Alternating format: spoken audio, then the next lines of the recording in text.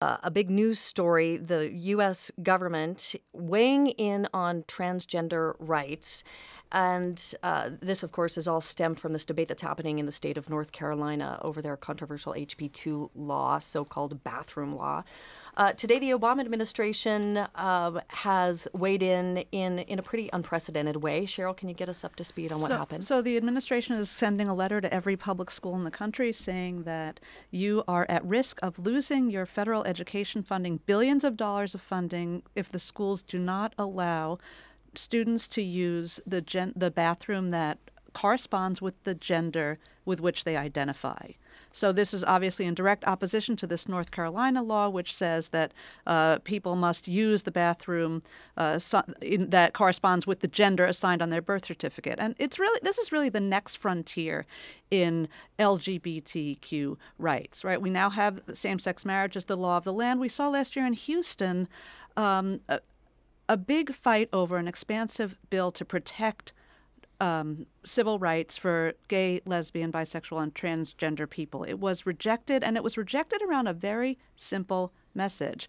The opponents said, no men in women's bathrooms. And now I think what we're seeing is this whole fight, frankly, around transgender rights is coming down to a fight over bathrooms. That's what's happening in North Carolina, and the Obama administration has now directly weighed in here and said that this is a violation of civil rights, that transgender people have a right under the 1964 Civil Rights Act to use the bathroom of their choice, and public schools get with it or you're going to lose a lot of money if you don't. And it's an interesting legal question, right? The legal question is basically, is transgender a protected class under the Civil Rights Act? And that's what a lot of this litigation, particularly, the dueling suits now and over the North Carolina bathroom law. We should say the Department of Justice has sued North Carolina. North Carolina has countersued government. And that's really the question that they're deciding. The Obama administration clearly sees this as the next frontier in the civil rights movement.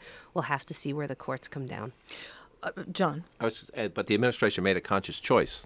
It could have just had the suit with North Carolina. This Education Department directive is a conscious choice by the administration to take it nationally and to make clear that this president, in his final months in office, wants to advance this ball and wants to deal with this issue. And when you had the Attorney General not only saying, we will defend you in court, but she used the words Loretta Lynch did, we see you. The administration is making a very clear statement here about where it wants to go and where it believes the country is going. And if you think about this from the perspective of social conservatives, they have lost repeatedly, including a Supreme Court that they think that thought had a conservative majority on same-sex marriage. And so social conservatives have been increasingly taking their fights to the state level, like in North Carolina, and now you have a national administration fighting back against them.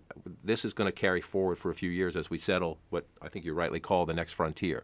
It's also interesting because the administration was fairly late on the issue of same-sex marriage, so you do get the sense that they don't want to be behind the ball on this issue. This is something that the Obama administration sees as key to their legacy. And this was really a remarkable moment, frankly, to see Loretta Lynch, African-American female attorney general, granddaughter of sharecroppers, stand up and say, and she grew up in North Carolina, say this is akin to Brown v. Board of Education. This is a civil rights matter. I want to turn to our callers.